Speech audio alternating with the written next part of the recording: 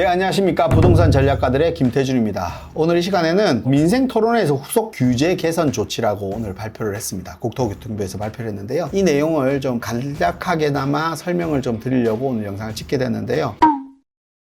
전체적인 내용을 보면 저는 이런 생각이 듭니다. 내용 자체가 크게 시장에서 변화가 일어날 것 같지는 않습니다. 그래서 전체적으로 그냥 검토 위주로 한번 쭉 훑어보면서 지나갔으면 좋겠습니다. 우리가 관심 있게 보는 내용은 전세 보증 보험 제도에 대한 비율이겠죠. 그 비율에 대한 개선 방향성이라든지 그리고 어떻게 조치하겠다라는 내용과 그리고 대토 문제, 우리가 토지 보상 문제 부분일 겁니다. 이 부분이 이제 중점적이지 않을까 싶습니다. 특히 우리가 3기 신도시 같은 경우에 토지 보상 문제가 많이 있기 때문에 이 부분을 어떻게 조치해서 빠르게 토지 보상 문제를 해결할 것인지 이런 부분들이 좀 포함되어 있는 거 아닌가 싶습니다. 그래서 저는 이 내용들이 전체적으로 부동산 시장에서 미치는 영향보다는 좀 불편 사항들 이런 부분들을 좀 개선하고 조치했으면 좋겠다는 내용 위주로 좀 나온 게 아닌가 이런 생각이 좀 듭니다. 그래서 조금 전체적으로 설명을 좀 드리도록 하겠습니다. 첫 번째로 주택사업 활성화에 대한 내용입니다. 도심 주택사업을 원활히 추진될 수 있도록 사업성 개선이나 절차 간소화, 또 규제를 완화하고 민간 임대 리츠라든지 대토 보상 활성화 이런 내용들이 주된 내용이라고 볼 수 있는데요. 재건축 재개발의 정비계획 변경, 그러니까 정비계획에 경미한 변경 사유가 있을 경우에는 주민이나 지방의회 협의라든지 도시계획위원회의 심의라든지 이런 부분들을 생략할 수 있다.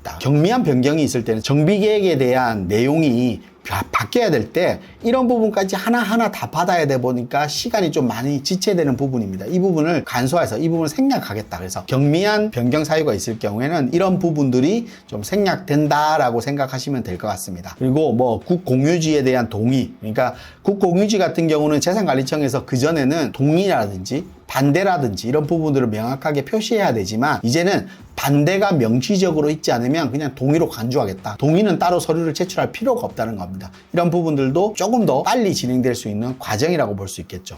그리고 전문조합 관리인이 선정한다든지 이런 부분들 조금 더 생긴 것 같고요. 그리고 정비업체 등록 기준을 좀 더 완화했습니다. 그래서 정비업체 등록 기준 전문 관리인 같은 경우는 03년도 이전부터 근무한 사람들을 기술 인력만 또 포함을 시켰는데요. 03년 이후부터도 경력이라든지 실적이라든지 교육이선 요건만 갖추면 이 부분도 인정을 하겠다라는 겁니다. 그러면 정비업체를 선정할 수 있는 범위가 더 넓어지니까 그만큼 시장적으로 봤을 때는 그런 비용들도 줄일 수 있다. 라고 볼 수 있을 것 같습니다. 그리고 소규모 정비 사업에 대한 부분인데요. 이 부분은 가로주택 정비 사업 같은 경우는 가로구역 면적과 사업 시행 구역의 면적이 달랐기 때문에 이거는 좀 일원하는 이런 부분들, 그래서 좀 남는 면적 상황의 좀 다른 부분들을 일치시키는 이런 부분이고요. 또 소규모 정비 사업 같은 경우는 2면 이상 도로를 접해야 되는데요. 도로폭이 20m 이상, 그러니까 큰 대로변 앞에 있는 가로주택 정비 사업을 할 구역 같은 경우 그 한 면만 도로일 경우에는 이때까지 안 되었는데 이제 될 수 있도록 해주는 부분. 그러니까 좀 더 완화시켜준다.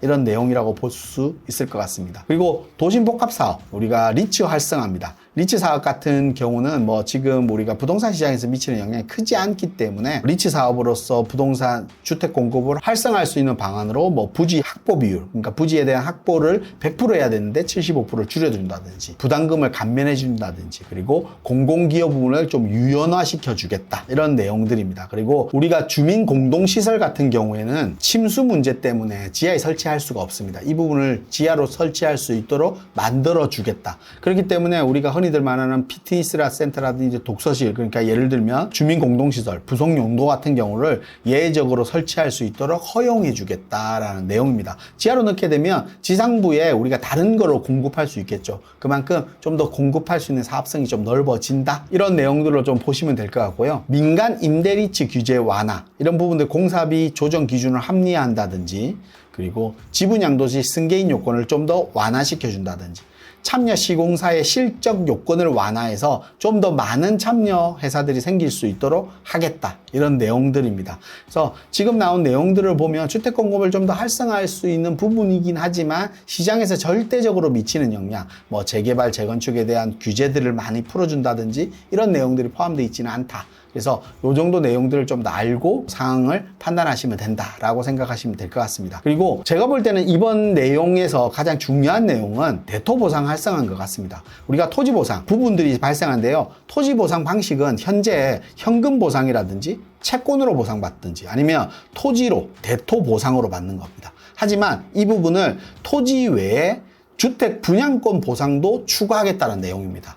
그렇게 되면 예를 들어서 3기 신도시에 내가 토지 보상을 대토 보상을 받거나 현금으로 받아야 되는데 그게 아니라 아파트 분양권으로도 받을 수 있다는 내용이 되겠죠. 그러면 대토 부분들도 좀 더 활성화되지 않을까. 그래서 주택 분양권은 기관 추천 특별 공급 물량 범위 내에서 공급하겠다. 이런 내용이라고 보시면 될 것 같습니다. 그리고 두 번째, 타 사업장 토지끼리도 대토 보상을 허용하겠다. 우리가 예를 들어서 3기 신도시에 있는 대토 보상이라고 하면 그 범위, 3기 신도시 내에 있는 창릉이라든지 교산이라든지 3기 신도시 구역들이 있지 않습니까? 이런 지역의 대토 보상이라면 그 지역에서밖에 못 받습니다. 하지만 지금 타 사업장에 있는 대토로도 보상이 가능하게 해주겠다. 뭐 예를 든 게 이겁니다. 3기 신도시에 있는 것과 용인 국가산업단지에 있는 공장 용지로도 토지 보상을 서로 교차해서 허용해주겠다. 예를 들어서 3기 신도시에 토지 보상으로 현금이라든지 아니면 아파트 분양까지 받을 수 있는데 나는 아파트 분양보다는 용인 국가산업단지에 토지 보상을 받아서 대토 받아서 공장을 짓고 싶다라고 하시는 분들도 이걸 받을 수 있다는 겁니다. 그래서 토지 보상 범위를 대토 부분을 좀 더 활성화하고 좀 더 많이 해준다는 부분입니다. 그리고 대토 보상 토지에 전매 제한이 있습니다. 지금 뭐 기간적으로 보면 한 10년 정도 잡혀 있는데요. 이 부분을 5년 정도로 줄여준다는 겁니다. 예전에는 소유권 이전 등기가 끝나야지만 전매 제한이 끝나는 겁니다. 하지만 대토 공급 계약까지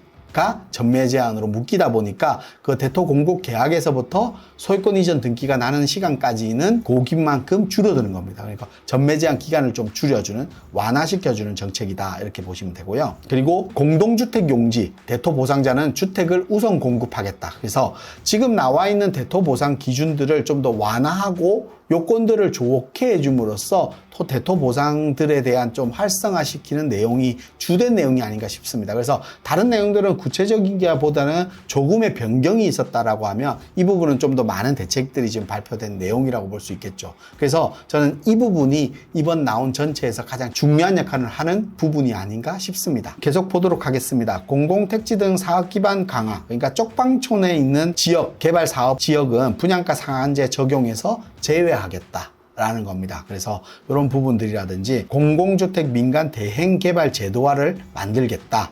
그리고 뭐 준공정 재정비 하겠다. 뭐 이런 내용들이 있는 겁니다.